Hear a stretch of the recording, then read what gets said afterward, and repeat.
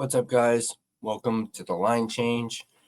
Now it is Thursday, June 27th, and hopefully by now, it's been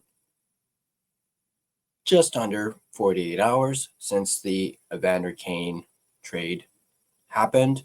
So hopefully now a lot of Canucks fans have had a chance to obviously stew over the initial reaction to the trade. They've had a chance to really dissect it and process it, as well as perhaps maybe change their opinion on it. So basically for this video, we're going to be talking about what Evander Kane brings to the Vancouver Canucks. Now, when I say what Evander Kane brings, I know what some fans are probably going to say. He brings a lot of baggage. And you're not wrong. You're not wrong at all. But this particular video, we're not going to be talking about that. This video has absolutely nothing to do with his baggage that he brings. And we're basing this video and what he brings to the Canucks on his on-ice performance. What he brings as a player, not as a person or a character. All right? So I just wanted to throw that out there. Let it be known that's what this video is about. We're not going to discuss his off-ice antics or his stuff.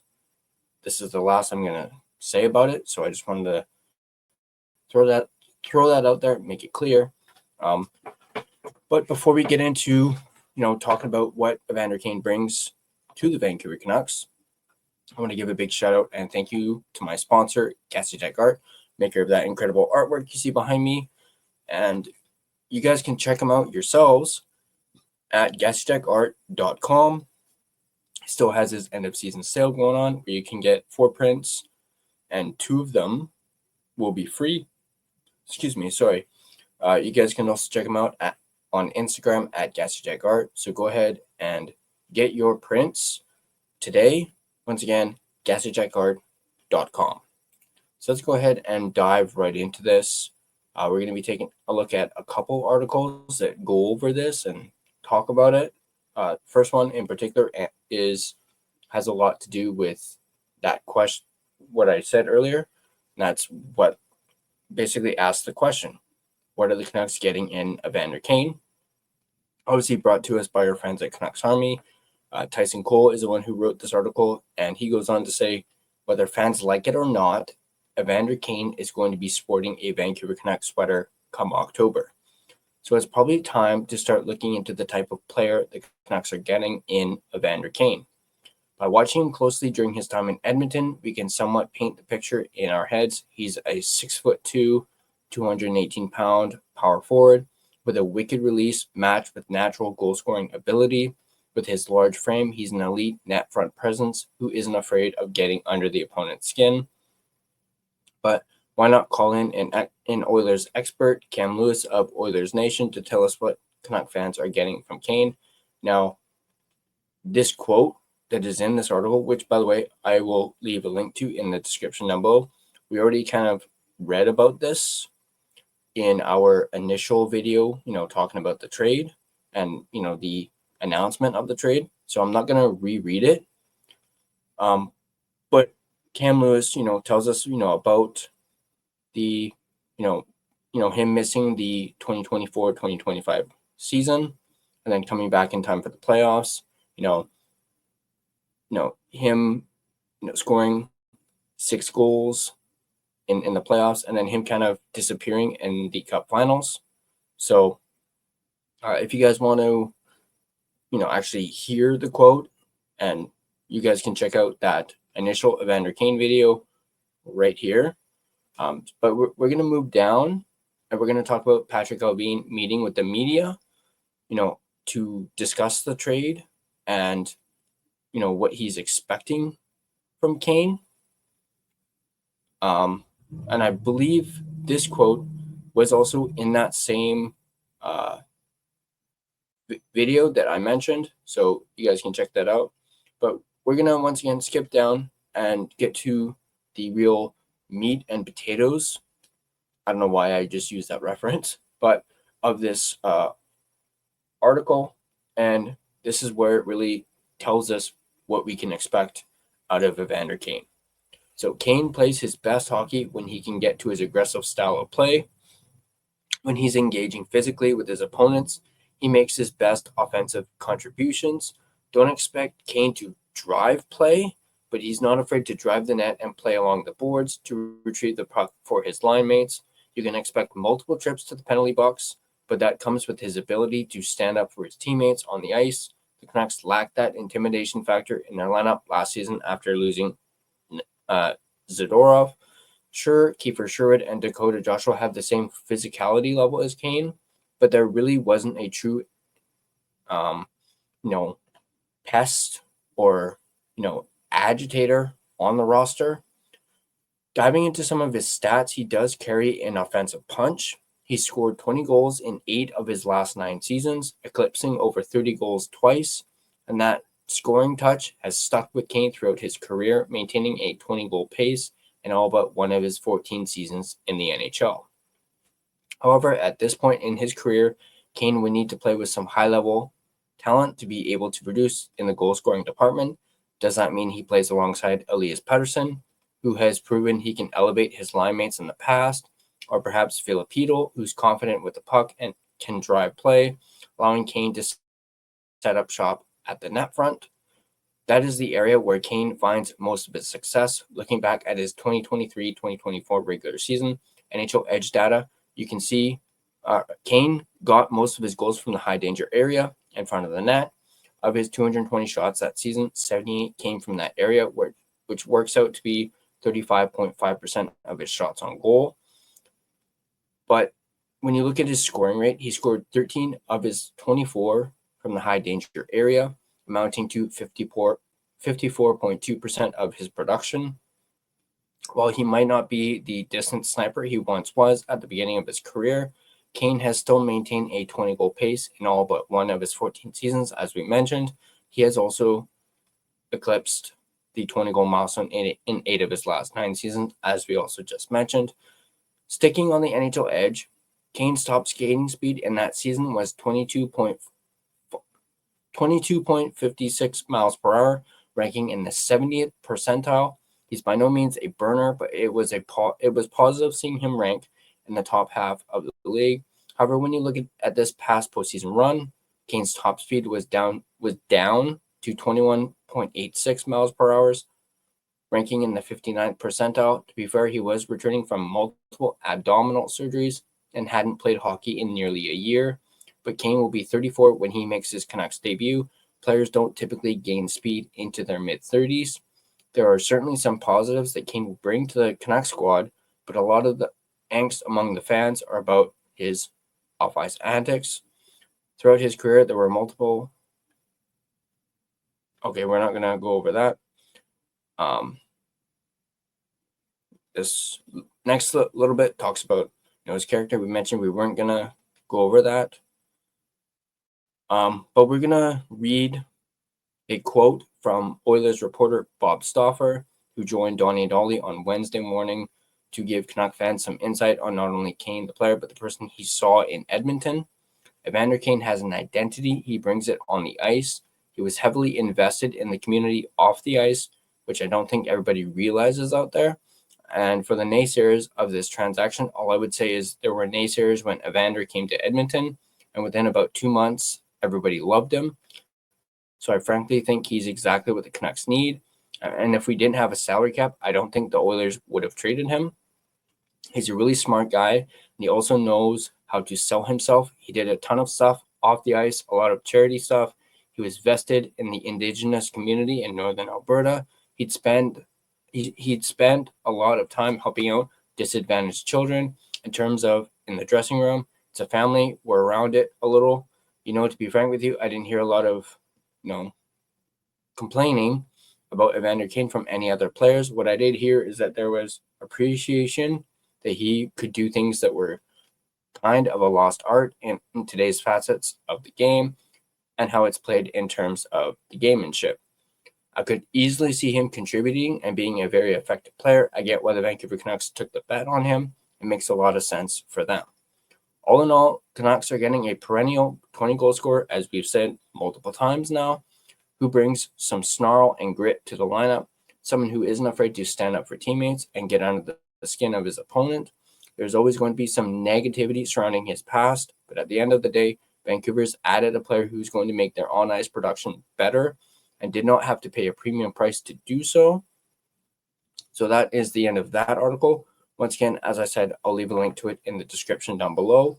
I'm going to take a look at another article that discusses where he fits in the Vancouver Canucks lineup. So we just went over, what the Canucks are getting in Evander Kane. So we're also going to talk about, where he fits in the lineup. The addition of Evander Kane has been met with mixed feelings from Vancouver Canucks fans.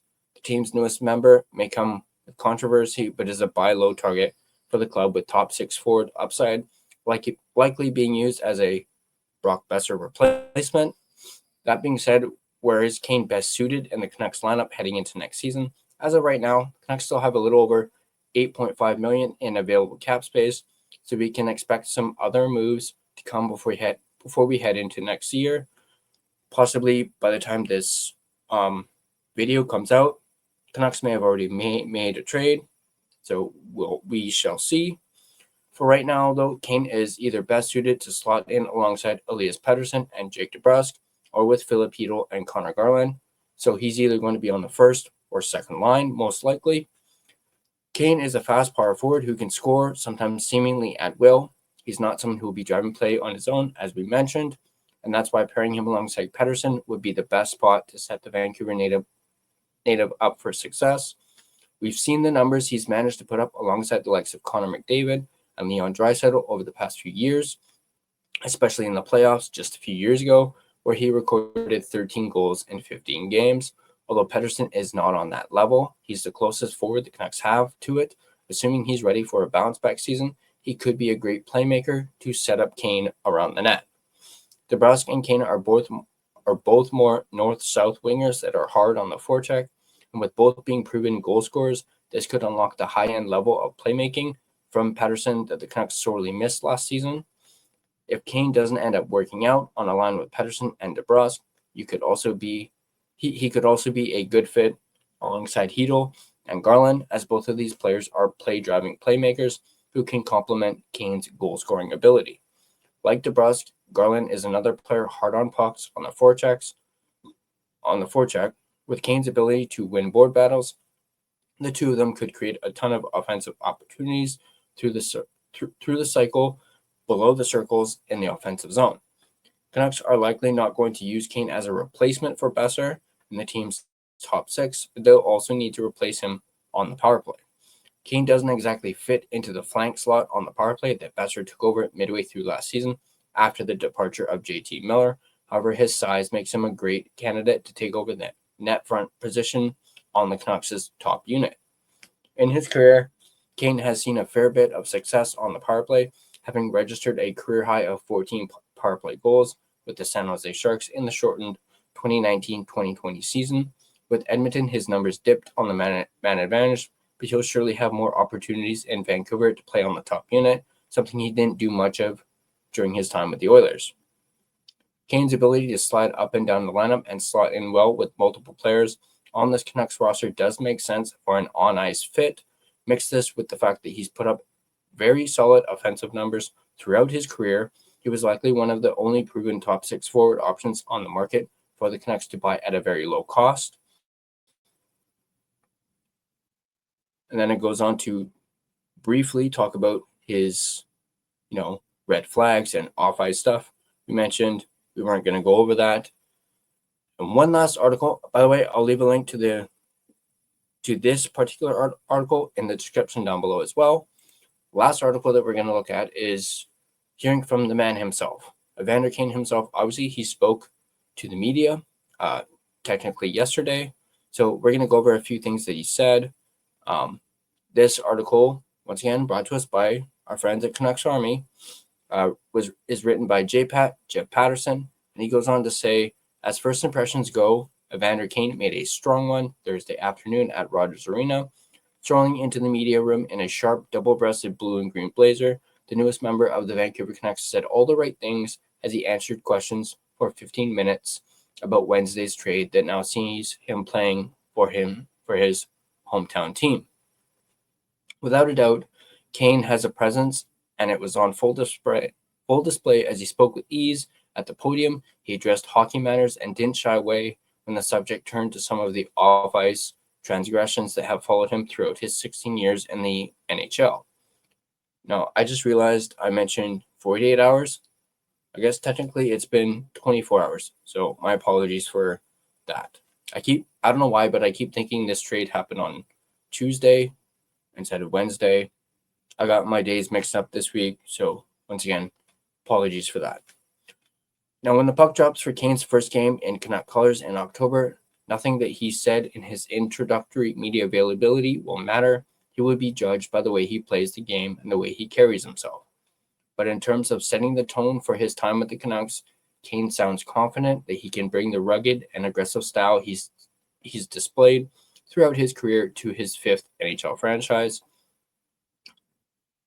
He goes on to quote Evander Kane. So this is a quote from Evander himself, basically saying, "Yeah, I've played that style ever since I was 8 years old here in Vancouver."